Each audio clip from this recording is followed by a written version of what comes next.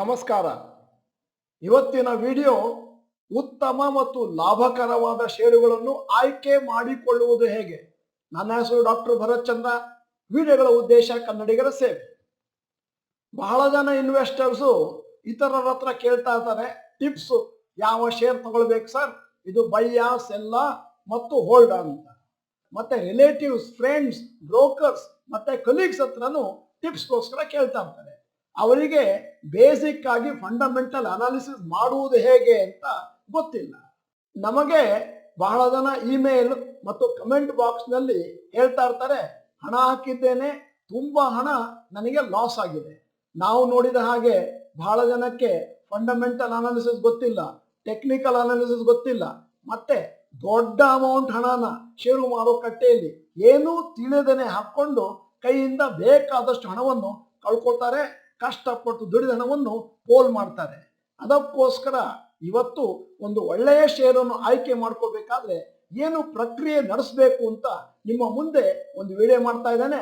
ಈ ವಿಡಿಯೋದಲ್ಲಿ common sense approach ಬಗ್ಗೆ ಜಾಸ್ತಿ ಗಮನ ಕೊಟ್ಟಿದ್ದೇನೆ. ಮತ್ತೆ ಈ ವಿಡಿಯೋ ನೋಡಿದ ಮೇಲೆ ನಿಮ್ಮದೇ ಆದಂತ ರಿಸರ್ಚ್ ಪ್ರಾರಂಭ ಮಾಡಿ ಅಂತ ನಿಮಗೆ ಆಗ್ರಹ ಮಾಡ್ತಾ ಇದ್ದೇನೆ. ಈಗ ಮೊದಲಿಗೆ TCS ಕಂಪನಿಯ ಕಳೆದ 5 ವರ್ಷದ ಫೈನಾನ್ಷಿಯಲ್ಸ್ ಅನ್ನು ನಿಮ್ಮ ಮುಂದೆ ಇಡ್ತಾ ಇದ್ದೇನೆ. ಮಾರ್ಚ್ 2018ರಲ್ಲಿ ಟೋಟಲ್ ಸೇಲ್ಸ್ 1,23,104, 19ರಲ್ಲಿ 1,46,463, 20ರಲ್ಲಿ 1,56,949, 21ರಲ್ಲಿ 1,64,177 ಮತ್ತು 2022ರಲ್ಲಿ 1,91,754 ಕೋಟಿ. ನಾನು ಮಾತಾಡ್ತಿರೋದು ಟೋಟಲ್ ಸೇಲ್ಸ್. ನೀವು ನೋಡಿದ್ರೆ ಪ್ರತಿ ವರ್ಷ ಟೋಟಲ್ ಸೇಲ್ಸ್ ಮೇಲಕ್ಕೆ ಹೋಗ್ತಾ ಇದೆ.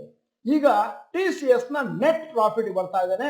2018ರಲ್ಲಿ 25,880, 19ರಲ್ಲಿ 31,562, 20ರಲ್ಲಿ 32,447, 21ರಲ್ಲಿ 32,562 ಮತ್ತು 22ರಲ್ಲಿ 38,449 ಕೋಟಿ ನೆಟ್ ಪ್ರಾಫಿಟ್ ಮಾಡಿದ್ದಾರೆ. ನೆಟ್ ಪ್ರಾಫಿಟ್ ಕೂಡ ಮೇಲಕ್ಕೆ ಹೋಗ್ತಾ ಇದೆ. ನಾನು ಇಂತಹ ಶೇರನ್ನು ಕೊಳ್ಳಿ ಅಂತ ಹೇಳೋದೇ ಇಲ್ಲ. ನೀವೇ ಕಾಮನ್ ಸೆನ್ಸ್ ಅನ್ನ ಯೂಸ್ ಮಾಡಿಕೊಂಡು ಯಾವ ರೀತಿ ಟೋಟಲ್ ಸೇಲ್ಸ್ ಮತ್ತು ನೆಟ್ ಪ್ರಾಫಿಟ್ ಮೇಲಕ್ಕೆ ಹೋಗ್ತಾ ಇದ್ರೆ ಕಂಪನಿ ಒಳ್ಳೇದೋ ಕೆಟ್ಟದೋ ಅಂತ ನಿಮ್ಮ ನಿರ್ಧಾರವನ್ನು ಕೈಗೊಳ್ಳಬೇಕು. ನಿಮಗೀಗ ಒಂದು ಸಂದೇಹ ಇರ್ಬೋದು, ಈ ಫೈನಾನ್ಷಿಯಲ್ಸ್ ನ ನಾನು ಕಂಪನಿಗೆ ಹೋಗಿ ತಗೊಂಡ್ಬಂದಿರ್ಬೋದು. ಇಲ್ಲ, ಇದು ಎಲ್ಲಾ ವೆಬ್ಸೈಟ್ಗಳಲ್ಲೂ ಸಿಗುತ್ತೆ. ಸ್ಪೆಷಲ್ ಆಗಿ ನಾವು moneycontrol.com ನ ಬಳಸ್ಕೊಳ್ತೇವೆ. ಈಗ ರೋಹನ್ ಭರತ್ಚಂದ್ರ ಅವ್ರು ಬರ್ತಾ ಇದ್ದಾರೆ. ಯಾವ ರೀತಿ moneycontrol.com ಅಲ್ಲಿ ಎಲ್ಲಿ ಹುಡುಕ್ಬೇಕು ಅನ್ನುವಂಥದ್ದನ್ನು ಸಂಕ್ಷಿಪ್ತವಾಗಿ ತಿಳಿಸ್ತಾರೆ. ಅದನ್ನು ಅರಿತು ಇತರ ಕಂಪನಿಗಳ ಫಂಡಮೆಂಟಲ್ ಅನಾಲಿಸಿಸ್ ಅನ್ನು ಕೂಡ ಮಾಡಿ ಅಂತ ನಾನು ನಿಮಗೆ ಸಲಹೆ ಕೊಡ್ತಾ ಇದ್ದೇನೆ. ಈಗ ರೋಹನ್ ಭರತ್ಚಂದ್ರ ಅವರು ಬರ್ತಾ ಇದ್ದಾರೆ. ನಮಸ್ಕಾರ. ಈಗ ಎಲ್ಲಿ ಕಂಪ್ನಿದು ಫೈನಾನ್ಷಿಯಲ್ಸ್ ನೋಡಬೇಕಂತ ಒಂದು ವೆಬ್ಸೈಟನ್ನು ತೋರಿಸ್ತಾ ಇದ್ದೀನಿ. ಬೇರೆ ಬೇರೆ ವೆಬ್ಸೈಟ್ಸು ಸಿಗುತ್ತೆ, ಆದರೆ ಇದು ಇನ್ಫಾರ್ಮೇಷನ್ ನೋಡೋದು ಇಂಪಾರ್ಟೆಂಟು. ಏನೇ ಒಂದು ಶೇರ್ಸ್ ತೊಗೋಬೇಕಾದ್ರೂ ಫಸ್ಟ್ ಇದನ್ನು ಮಾಡಲೇಬೇಕು. ಅದಾದಮೇಲೆ ಸುಮಾರು ಬೇರೆ ರಿಸರ್ಚ್ ಮಾಡಬೇಕು. ಇದನ್ನು ಮಾಡಿನೇ ಮತ್ತೆ ಮುಂದುವರಿಸಬೇಕು. ಈಗ ನಾನು screener.inಗೆ ಹೋಗ್ತಾ ಇದ್ದೀನಿ. screener.in ವೆಬ್ಸೈಟಿಗೆ. ಹಾಗೂ screener.inನಲ್ಲಿ ಸರ್ಚ್ ಕಂಪ್ನಿಯಲ್ಲಿ ನಾನು TCS ಅಂತ ಹಾಕ್ತಾ ಇದ್ದೀನಿ. ಯಾಕಂದರೆ TCS ಫಿಗರ್ಸು ಈಗಷ್ಟೇ ತೋರಿಸ್ಕೊಡ್ತು. ಈಗ ನೀವು ನೋಡಿ, ಇಲ್ಲಿ ನಾವು ಪ್ರಾಫಿಟ್ ಆ್ಯಂಡ್ ಲಾಸ್ ಅಂತ ಹಾಕೋಬೇಕು. ಯಾಕಂದರೆ ಪ್ರಾಫಿಟ್ ಲಾಸ್ ಅಕೌಂಟ್ ಬೇಕು ನಮಗೆ. ಅಲ್ಲಿ ನೋಡಿ ಸೇಲ್ಸ್ ಅಂತ ಹಾಕಿದ್ದಾರೆ. ಇಲ್ಲಿ ಸೇಲ್ಸು ಹಾಗೂ ಮಾರ್ಚ್ 2011ಇಂದ ಮಾರ್ಚ್ 2022ವರೆಗೆ ಹಾಕಿದ್ದಾರೆ. ನಾನು ಲಾಸ್ಟ್ 5 ಇಯರ್ಸ್ ನೋಡ್ತಾ ಇದ್ದೀನಿ. 1,23,000 crores. ಇಲ್ಲಿ ನೋಡಿ ಕ್ರೋರ್ಸ್ ಅಂತ ಹಾಕ್ಬಿಟ್ಟಿದ್ದಾರೆ. ಮತ್ತು 1,46,000 crores, 1,56,000 crores, 1,64,000 crores, 1,91,000 crores. ಅದೇ ಥರ ನೆಟ್ ಪ್ರಾಫಿಟ್ ಅಂತ ಹಾಕಿದ್ದಾರೆ ನೋಡಿ. ಇಲ್ಲಿ ನೆಟ್ ಪ್ರಾಫಿಟ್ಟು ಇಲ್ಲಿ ನಾನು ಇಯರ್ಸ್ ತೋರಿಸ್ತಾ ಇದ್ದೀನಿ. 2018 25,880, 31,562, 32,447 ಮತ್ತು ಮಾರ್ಚ್ 2021ಅಲ್ಲಿ 32,562 ಹಾಗೂ ಮಾರ್ಚ್ 2022ಅಲ್ಲಿ 38,449 crores ಇದೆ. ಸೊ ಇದೇ ಫಿಗರ್ಸ್ ನೋಡಿಕೊಂಡು ನಾನು ಆ ಟೇಬಲಲ್ಲಿ ಬರೆದಿದೆ.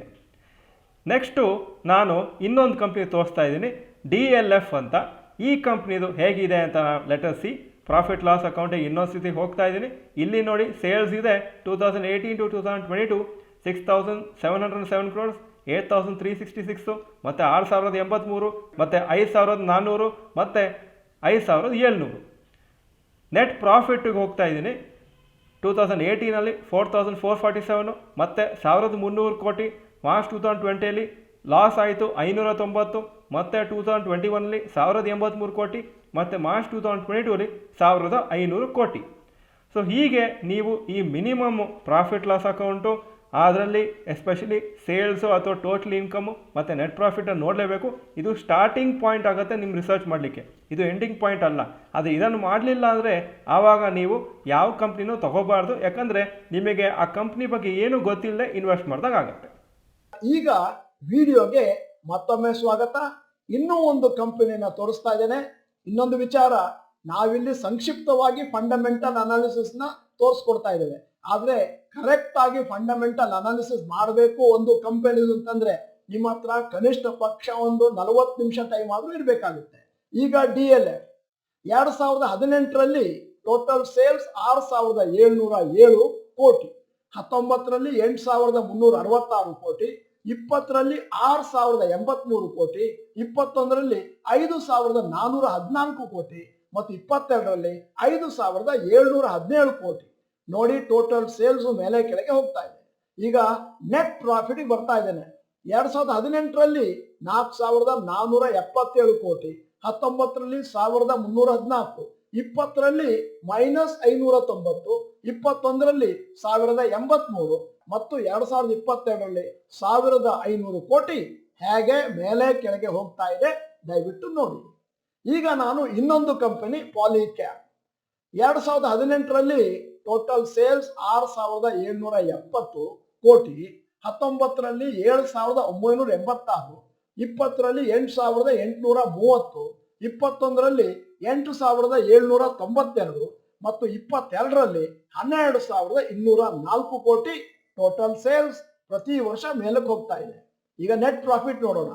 2018ರಲ್ಲಿ 359, 19ರಲ್ಲಿ 500, 20ರಲ್ಲಿ 766, 21ರಲ್ಲಿ 886 ಮತ್ತು 22ರಲ್ಲಿ 917 ಕೋಟಿ ಪ್ರತಿ ವರ್ಷ ಮೇಲಕ್ಕೆ ಹೋಗ್ತಾ ಇದೆ. ಈಗ ಸ್ಯಾಂಪಲ್ಗೋಸ್ಕರ ಇನ್ನೊಂದು company Vodafone idea.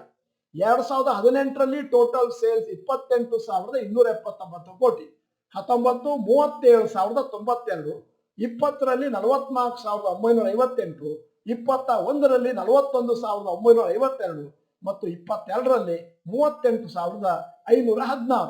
Total sales ಮಾತ್ರ ನೋಡಿದ್ರೆ ಏನೋ ಒಂಥರ ಚೆನ್ನಾಗಿದ್ದಂಗೆ ಕಾಣುತ್ತೆ. ಈಗ ನೆಟ್ ಪ್ರಾಫಿಟ್ ಬರ್ತಾ ಇದ್ದೇನೆ. 2018ರಲ್ಲಿ -4168, 19ರಲ್ಲಿ -14604, 20ರಲ್ಲಿ -73878 ಕೋಟಿ. ಅಲ್ಲಿಗೆ ಟರ್ನ್ ಓವರ್ಗಿಂತ ಲಾಸೇ ಜಾಸ್ತಿ ಆಯಿತು 2020ರಲ್ಲಿ. ಮತ್ತೆ 2021ರಲ್ಲಿ -44,233 ಕೋಟಿ, 22ರಲ್ಲಿ 28,245 ಕೋಟಿ ಮೈನಸ್. ಉತ್ತಮವಾದ ಷೇರುಗಳನ್ನು ಆಯ್ಕೆ ಮಾಡ್ಕೋಬೇಕು ಅಂತಂದ್ರೆ ಫಂಡಮೆಂಟಲ್ ಅನಾಲಿಸಿಸ್ ಗೊತ್ತಿರಬೇಕು. ಫಂಡಮೆಂಟಲ್ ಅನಾಲಿಸಿಸ್ ಗೊತ್ತಿರಬೇಕು ಅಂತಂದ್ರೆ 17 ಬೇರೆ ಬೇರೆ ಅಂಶಗಳನ್ನು ಗಮನಿಸಬೇಕು. ಒಂದು ಪ್ರಾಫಿಟ್ ಅಂಡ್ ಲಾಸ್ ಅಕೌಂಟ್, ಇನ್ನೊಂದು ಬ್ಯಾಲೆನ್ಸ್ ಶೀಟ್. ಆ ಬ್ಯಾಲೆನ್ಸ್ ಶೀಟ್ ನಲ್ಲಿ ಕಂಪನಿಯ ಆಸ್ತಿ ಎಷ್ಟಿದೆ ಮತ್ತು ಸಾಲ ಎಷ್ಟಿದೆ ಅಂತ ನೋಡಿದ್ರೆ ನಿಮ್ಗೆ ಕ್ಲೀನ್ ಆಗಿ ಗೊತ್ತಾಗೋಗುತ್ತೆ. ಈ ಕಂಪನಿಯ ಮೇಲೆ ನಮ್ಮ ಹಣವನ್ನು ಮುಂದಿನ ದಿನಗಳಲ್ಲಿ ಹಾಕ್ಬೋದು ಬೇಡವಾ ಅಂತ. ಯಾವ್ದಾದ್ರು ಒಂದು ಕಂಪನಿಯ ಸಾಲ ಮತ್ತು ಡೆಟ್ ಮೇಲಕ್ಕೆ ಹೋಗ್ತಾ ಇದೆ ಅಂತಂದ್ರೆ ಅರ್ಥ ಡೇಂಜರ್ ಸಿಗ್ನಲ್ ಫಾರ್ ಇನ್ವೆಸ್ಟರ್ಸ್. ಈಗ ಸುಜ್ಲಾನ್ ಕಂಪನಿಯ 5 ವರ್ಷದ ಆಸೆಟ್ಸ್ ಮತ್ತು ಡೆಟ್ ಅದರ್ ಲಯಬಿಲಿಟೀಸ್ ನಿಮ್ಮ ಮುಂದೆ ಇಡ್ತಾ ಇದ್ದೇನೆ. 2018ರಲ್ಲಿ ಸುಜ್ಲಾನ್ ಕಂಪನಿಯ ಒಟ್ಟು ಆಸ್ತಿ 11,121 ಕೋಟಿ ಇತ್ತು ಮತ್ತು ಅವರು ಬೇರೆಯವರಿಗೆ ಕೊಡಬೇಕಾಗಿದ್ದ ಸಾಲ 18,088 ಕೋಟಿ ಇತ್ತು. 19ರಲ್ಲಿ 8,871 ಕೋಟಿ ಅಸೆಟ್ಸ್, ಲಯಬಿಲಿಟೀಸ್ 17,368 ಕೋಟಿ. 2020ರಲ್ಲಿ 6,530 ಕೋಟಿ ಅವ್ರದ್ದು ಆಸ್ತಿ, ಮತ್ತೆ ಬೇರೆಯವರಿಗೆ ಕೊಡ್ಲಿಕ್ಕೆ ಬಾಕಿ ಇರೋದು 17,542 ಕೋಟಿ. 21ರಲ್ಲಿ 6,601 ಕೋಟಿ ಮತ್ತು 10,280 ಬೇರೆಯವರಿಗೆ ಕೊಡಬೇಕಾಗಿರೋದು ಮತ್ತು 2022ರಲ್ಲಿ 6,475 ಕೋಟಿ ಅವರ ಟೋಟಲ್ ಆಸ್ತಿ, ಮತ್ತೆ ಬೇರೆಯವರಿಗೆ ಕೊಡ್ಲಿಕ್ಕೆ ಬಾಕಿ ಇರೋದು 10,247 ಕೋಟಿ. ಮೊನ್ನೆ ನಮಗೊಬ್ರು ಪ್ರಶ್ನೆ ಕೇಳಿದ್ರು, ಸರ್ ಸುಜ್ಲಾನ್ ಕಂಪನಿಯಲ್ಲಿ ರೈಟ್ಸ್ ಇಶ್ಯೂ ಬಂದಿದೆ, ಅದಕ್ಕೆ ಹಣ ಹಾಕ್ಬೋದಾ ಅಂತ. ಹಾಕಬೇಕೋ ಬೇಡವೋ ಅಂತ ನಾನು ಹೇಳಲಿಕ್ಕೆ ಆಗೋದೇ ಇಲ್ಲ. ಬ್ಯಾಲೆನ್ಸ್ ಶೀಟು ಮತ್ತು ಪ್ರಾಫಿಟ್ ಅಂಡ್ ಲಾಸ್ ಅಕೌಂಟ್ ಅನ್ನು ನೋಡಿ ಅಂತ ಸಲಹೆ ಕೊಡ್ಬೋದು. ಯಾಕಂತಂದ್ರೆ ಇಂತಹ ಷೇರುಗಳನ್ನು ಕೊಂಡುಕೊಳ್ಳಿ, ಇಂತಹ ಷೇರನ್ನು ಮಾರಿ ಅಂತ ಡೈರೆಕ್ಟ್ ಆಗಿ ಯಾರಿಗೂ ಸಲಹೆ ಕೊಡಬಾರದು ಅಂತ ಸರ್ಕಾರದವರು ಬಹಳ ಸ್ಟ್ರಿಕ್ಟ್ ಆಗಿ ರೂಲ್ಸ್ ಮಾಡಿದ್ದಾರೆ. ಈ ವಿಡಿಯೋದ ಕೊನೆಯಲ್ಲಿ ನಮ್ಮ ಸಮೀಕ್ಷೆಗಾಗಿ ಒಂದು ಪ್ರಶ್ನೆ ಕೇಳ್ತಾ ಇದ್ದೇನೆ. ನಿಮ್ಮ ಸ್ನೇಹಿತರು ಮತ್ತು ಬಂಧು ಬಾಂಧವರು ನಿಮ್ಮ ಹತ್ರ ಷೇರು ಮಾರುಕಟ್ಟೆ ಬಗ್ಗೆ ಟಿಪ್ಸ್ ಕೇಳ್ತಾ ಇರ್ತಾರ? ಎಸ್ ಆರ್ ನೋ ಅಂತ ಟೈಪ್ ಮಾಡಿ. ನೀವು ಡಾಕ್ಟರ್ ಭರತ್ ಚಂದ್ರ ಚಾನೆಲ್ ಮೆಂಬರ್ ಅಲ್ಲ ಅಂತಂದ್ರೆ ಇದೀಗ ಸಮಯ. ಸಬ್ಸ್ಕ್ರಿಪ್ಷನ್ ಬಟನ್, ಬೆಲ್ ಐಕಾನ್ ಒತ್ತಿ. ವಿಡಿಯೋ ಚೆನ್ನಾಗಿದ್ರೆ ಲೈಕ್ ಬಟನ್ ಒತ್ತೋದನ್ನು ಮರಿಬೇಡಿ.